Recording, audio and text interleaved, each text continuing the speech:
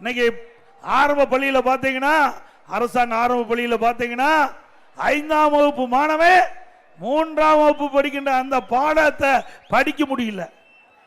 படிப்பது 5ஆம் வகுப்பு.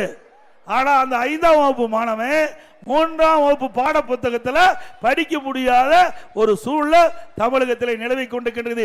இப்படிப்பட்ட சூழ்நிலையில் இன்றைய முதலமைச்சர் இன்றைக்கு ஒரு நாடகத்தை அரங்கேற்றி தமிழகத்திலே கல்வி வளர்ச்சி அபரிதமாக இருப்பதை ஒரு தோற்றத்தை உருவாக்குவதற்காக இன்றைக்கு ஒரு நிகழ்ச்சியை ஏற்பாடு பண்ணியிருக்கிறார். அத்தனையும் ஒரு நாடகம் என்பதை நாட்டு மக்கள் அறிய வேண்டும்.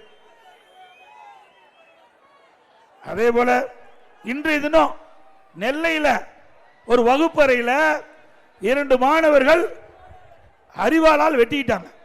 பள்ளிக்கு எதுக்கு போறாங்க? படிக்க போறாங்க.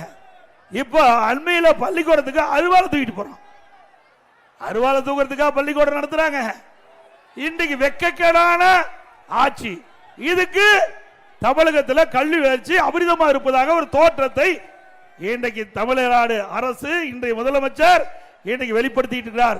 அத்தனையும் பொய் என்பதை இந்த நேரத்திலே தெரிவிக்க விரும்புகிறேன்.